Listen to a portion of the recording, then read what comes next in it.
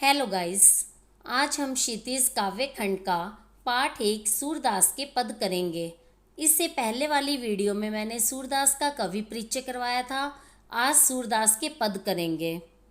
तो अगर आपने मेरे चैनल को अब तक सब्सक्राइब नहीं किया है तो पहले इसे सब्सक्राइब कीजिए और बेल बटन को दबाइए, जिससे आपको मेरी आने वाली वीडियोस मिल सकें।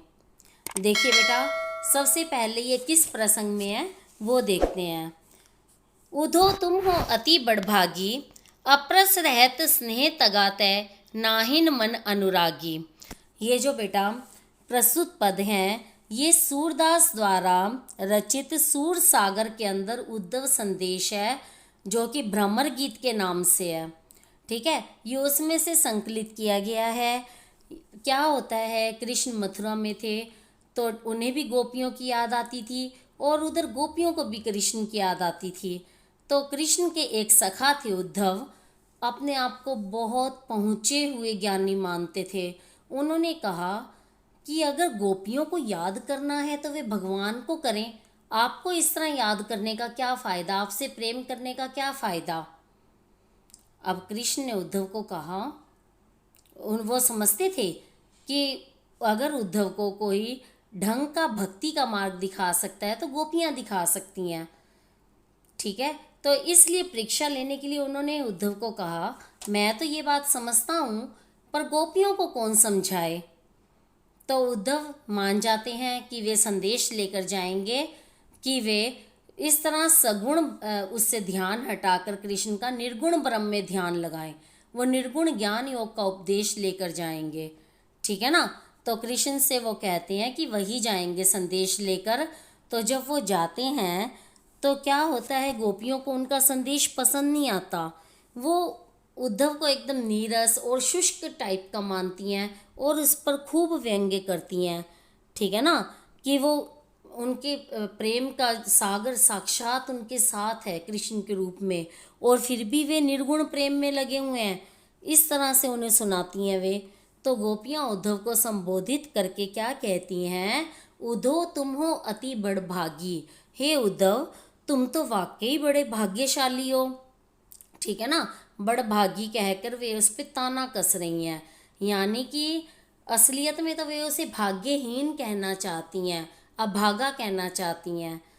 ठीक है ना, तो ताना कसने के लिए ही भाग्यशाली कहती हैं वो, कि हे उद्धव, तुम तो सचमुच बड़े ही भाग्यशाली हो। अप्रस रहत स्नेह तगाते, नाहिन मन अनुरागी। अप्रस का मतलब दूर रहना, अस्पर्श जिसका स्पर्श तक ना होना, स्नेह का मतलब प्रेम, तगा धागा। तुम इतने भाग्यशाली हो क्योंकि तुम प्रेम के बंधन से हमेशा दूर रहे हो। ठीक है, और ना ही तुम्हारा मन कभी कृष्ण के प्रेम में लीन हुआ। ठीक है ना, ना ही मन, ना ही तुम्हारा मन अनुरागी हुआ, कृष्ण के प्रेम में लीन हुआ मीन्स। ठीक है ना, तो इसलिए तुम तो वाकई बड़े भाग्यशाली हुए। ठीक है ना। पुरीनी पात रहत जल भीतर, तारस देह न दागी। जिस प्रकार कमल के पत्ते पर, ठीक है, पानी में रहने वाला कमल होता है, पानी में ही खिलता है, लेकिन उस पर पानी की एक भी बूंद नहीं टिक पाती। वो पानी के दाग धब्बों से सुरक्षित रहता है, पानी के अंदर डूबा रहकर भी।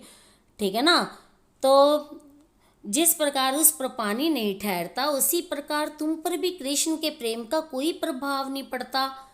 ज्यों जल महा तेल की गागरी, बूंद ना ताको लागी। फिर एक और उदाहरण देती हैं गोपियाँ, जिस प्रकार पानी की मटकी में भी अगर तेल की बूंद रह जाती है और वो पानी में रहकर पानी से बिल्कुल प्रभावित नहीं होती। देखो, बाकी सारा पानी होता है और तेल की अगर एक बूंद उसके अंदर होती है, वो एक बूंद इतने पानी से प्रभावित नहीं होती। उसी प्रकार तुम भी तो कृष्ण जो प्रेम रूपी सागर हैं उनके साथ रहते हो। ठीक है ना, लेकिन फिर भी उनसे अछूते हो, उनका प्रेम तुम्हें स्पर्श तक नहीं कर पाया। ठीक है ना, तो तुमने कृष्ण के प्रेम को कभी अपने पास आने नहीं दिया। प्रीति नदी में पाऊ न बोर्यो, तुम तो आज तक प्रेम रूपी नदी में नहीं उतरे हो। तुमने कभी अपना पाँव तक नहीं रखा प्रेम रूपी नदी में, ठीक है ना। दृष्टि ना रूप परागी, और ना ही तुमने अपनी दृष्टि से कृष्ण के रूप का, रंग रूप का पान किया है। मतलब ना तो तुमने कृष्ण के रूप रंग को देखा, और उस पे ना तो तुम मोहित हुए, और ना ही तुमने प्रेम रूपी नदी में पैर रखा, ठीक है। तुम तो कृष्ण के रूप सौंदर्य से भी प्रभावित नहीं हुए। आगे क्या कहती हैं गोपियाँ कि सूरदास सबला हम भोरी, गुड़ चाटी ज्यों पागी।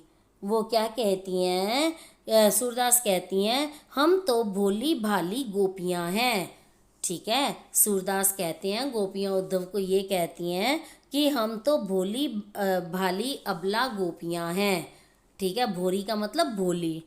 और हम कृष्ण के रूप सौंदर्य से इस प्रकार लिपटी हुई हैं जैसे गुड़ चाटी ज्यों पागी, जैसे चींटियाँ गुड़ के प्रति आकर्षित होकर उसी से लिपट जाती हैं, उसी प्रकार कृष्ण हमारे लिए गुड़ के समान है और हम चींटियों के समान हैं जो कृष्ण से ही लिपटी हुई हैं।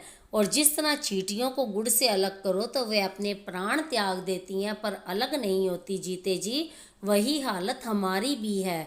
अगर हमें कृष्ण से दूर किया जाएगा तो हम जीते जी तो दूर नहीं होंगे, मरकर भले ही हो जाएं, ठीक है ना। तो इसमें विशेष क्या है, यहाँ गोपियाँ वक्रोक्ति का प्रयोग कर रही हैं और वे उद्धव पर ये व्यंग्य कर रही हैं, वो तो वस्तुतः भाग्यहीन है, जब भी तो भाग्यशाली उसको कहकर संबोधित किया है क्योंकि उन्होंने ताना कसा है उस पर, ठीक है, जो कृष्ण के साथ रहकर भी उनसे प्रेम नहीं कर पाया, ठीक है। इसके अंदर सहज सरल और साहित्यिक ब्रज भाषा का प्रयोग हुआ है और इस पूरे पद्य में उपमा, दृष्टांत, रूपक, उत्प्रेक्षा, अनुप्रास इन अलंकारों का प्रयोग हुआ है और संपूर्ण पद्य में गेयता और संगीतात्मकता का सुंदर चित्रण हुआ है। अब अगला देखिए, मन की मन ही मांझ रही, कही जाई कौन पैउधो, नाही परत कही। गोपियाँ क्या कहती हैं, हे उद्धव, मन की मन ही मांझ रही, मतलब कृष्ण से मिलने की जो हमारी अभिलाषा थी वो मन ही मांझ रही, मन में ही रह गई। मांझ का मतलब बीच में, कृष्ण से मिलने की हमारी अभिलाषा मन में ही रह गई, ठीक है। मतलब हमें तो ये लग रहा था कृष्ण मिलने आएंगे और वो नहीं आए, तो ये इच्छा हमारी मन में ही रह गई। कही जाई कौन पैउधो, नाही परत कही, ठीक है ना। कहो उधो पैउधो, अब उद्धव तुम ही बताओ हम अपनी ये व्यथा किससे जाकर कहें, ठीक है। ना ही परत कही, कृष्ण के प्रेम की गहराई तो हमसे कही भी नहीं जाएगी, बताई भी नहीं जाएगी, इतनी ज़्यादा है, बताने में तो वो आएगी ही नहीं, ठीक है। अवधि आधार आस आवन की, तन मन बिथा सही, ठीक है। कृष्ण के आने की अवधि को आधार मानकर हम तन मन से इस व्यथा को, विरह की व्यथा को सहन करती रही। मतलब एक उम्मीद थी कि कृष्ण आएंगे, हमारे दुख दूर हो जाएंगे, आ जाएंगे, कल आएंगे, यही सोच सोच कर हमने सारा दुख दर्द सहन कर लिया, ठीक है, एक उम्मीद के सहारे कि कृष्ण आएंगे और हम जल्दी ही उनसे मिलेंगे। अब इन जोग संदेशनी सुनी सुनी बिरहिनी बिरह दही, लेकिन अब तो तुम्हारे मुख से ये ज्ञान योग का संदेश सुनकर जो हमारी विरह की अग्नि है वो तो और भी ज़्यादा भड़क उठी है, ठीक है। हम तो और अधिक विरह में जलने लगी हैं, अब तो और ज़्यादा हमारी विरह व्यथा बढ़ गई है, ठीक है ना। मतलब कि हम तो कृष्ण के आने की इंतज़ार कर रहे थे और तुमने ज्ञान योग का संदेश दे दिया कि अब कृष्ण के आने की जो रही सी उम्मीद थी वो भी खत्म होगी, तो इसलिए हमारी ये विरह अग्नि और भी बढ़ गई है। चाहती हूँ तय गुहारी जित ही तय, और इससे बचने के लिए, विरह की आग से बचने के लिए हम जिस तरफ से भी पुकार लगाती हैं उधर उतते दार भई, उधर से ही विरहाग्नि की तीव्र लपटें जलने लगती हैं। यानी हमारे चारों ओर विरहाग्नि की लपटें हैं, उसके अंदर हम घिर गए हैं, बचाव का कोई भी रास्ता नहीं है। मतलब ये कि श्री कृष्ण से मिलने के लिए हम बिल्कुल ही पागल हो रही हैं। और उद्धव के ज्ञान योग के संदेश से अब तो ये विरह व्यथा और भी बढ़ गई है। सूरदास अब धीर धर ही क्यों, मर्यादा ना लही। अंत में सूरदास कहते हैं कि गोपियाँ उद्धव से कहती हैं कि अब धीर धरी क्यों, अब हम किस प्रकार धैर्य का पालन करें, क्योंकि कृष्ण ने ही अपनी मर्यादा का उल्लंघन किया है। ठीक है ना, यानी प्रेम हमने किया था तो प्रेम तो कृष्ण ने भी किया था। दोनों तरफ से मर्यादा निभाई जानी चाहिए थी, हम तो निभा रहे हैं। अब कृष्ण को प्रेम की मर्यादा निभाते हुए यहाँ आ जाना चाहिए था, और वो नहीं आ रहे हैं, बल्कि तुम्हें भेज दिया ज्ञान योग का संदेश लेके, तो उन्होंने ही मर्यादा का निर्वाह नहीं किया।